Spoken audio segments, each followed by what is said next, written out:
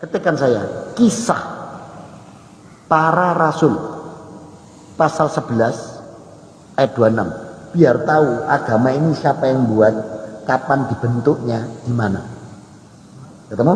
Kisah Para Rasul pasal 11 ayat 26. Ya.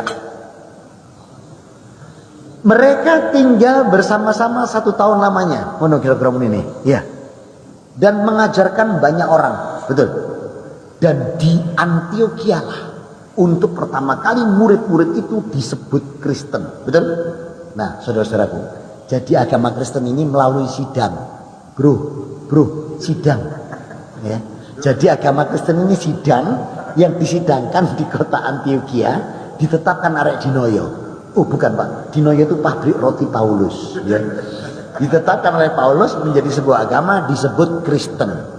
Sedangkan Allah Rabbuna wa ta'ala tidak pernah mengatakan satupun di ayatnya ada agama yang disebut Kristen. Mari kita bersama-sama membahas apa yang dituduhkan oleh Ustadz Bangun Tidur ini.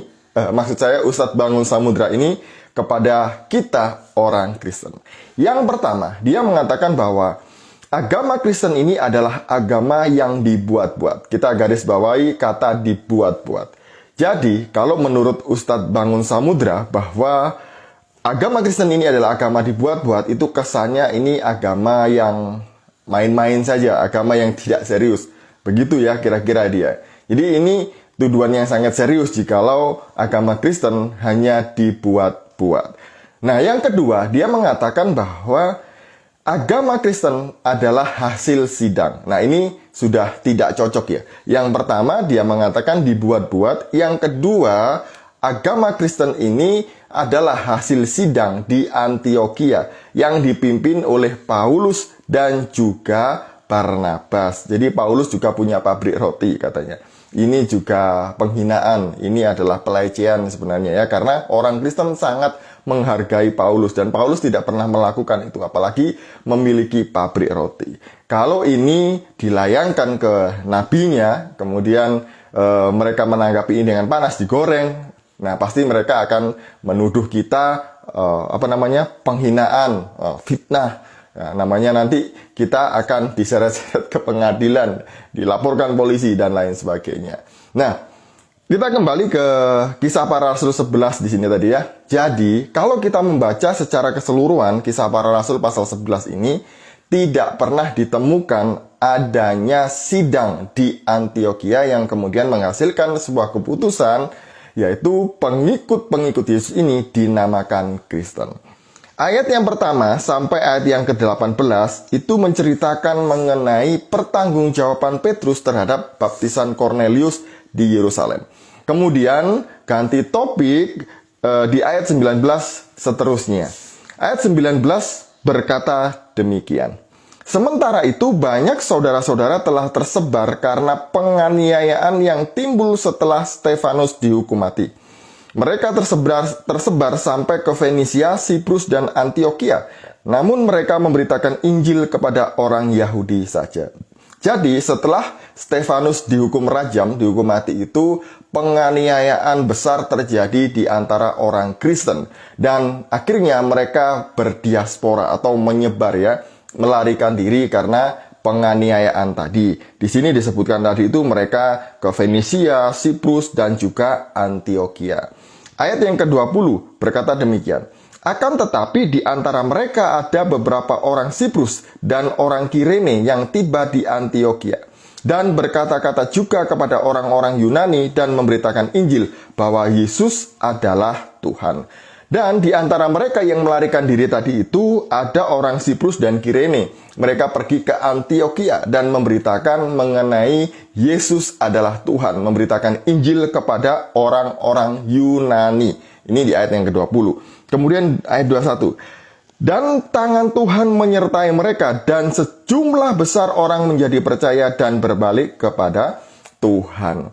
Tuhan menyertai orang-orang percaya yang ke Antiokhia tadi itu, sehingga pelayanan mereka itu berbuah, yaitu bertambah jiwa-jiwa, bertambah banyak. Jadi anggota mereka semakin hari semakin bertambah banyak. Ayat yang kedua, 22, Maka sampailah kabar tentang mereka itu kepada jemaat di Yerusalem. Lalu jemaat itu mengutus Barnabas ke Antiokhia. Kabar mengenai banyak orang yang percaya di Antiokhia dari pelayanan orang-orang yang teraniaya yang kemudian diaspora ke sana tadi itu tersebar sampai kepada jemaat di Yerusalem.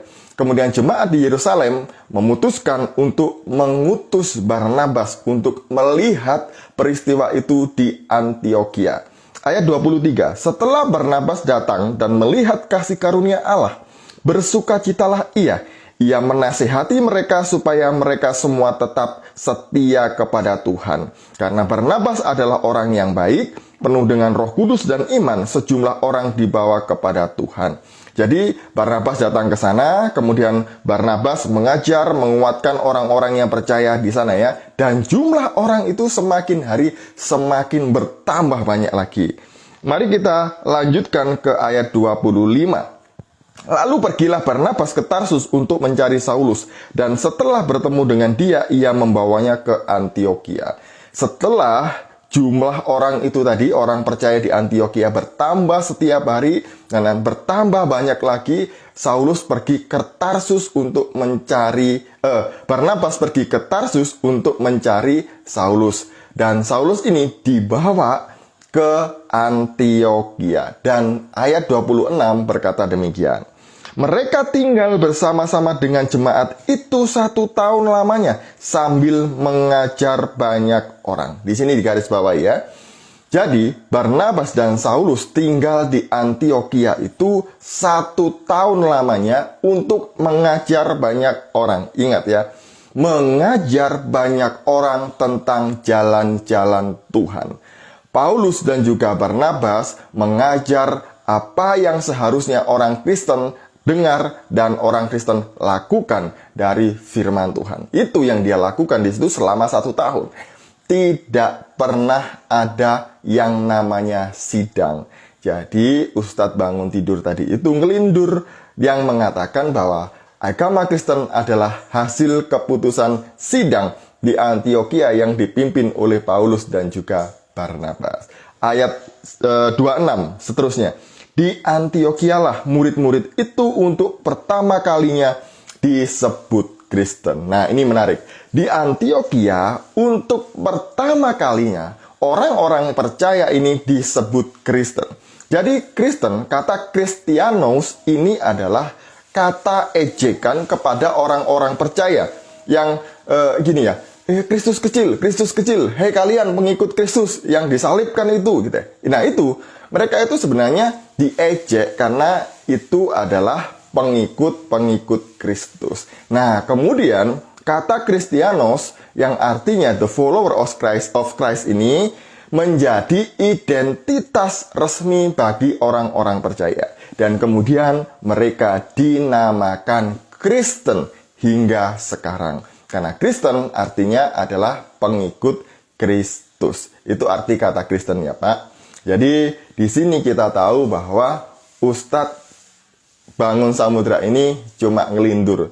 Atau mabuk semir dia ini ya. Kok bisa-bisanya dia menafsirkan Alkitab seenaknya sendiri. Kasihan ya mereka ini yang mendengarkan ustadz-ustadz mualaf seperti ini. Tidak mendapat kesegaran iman, tidak dibangunkan imannya. Justru yang dibangunkan adalah kebencian dan kesalahpahaman terhadap orang Kristen. Semoga ini memberkati kita. Shalom, salam waras, Tuhan Yesus memberkati kita semuanya.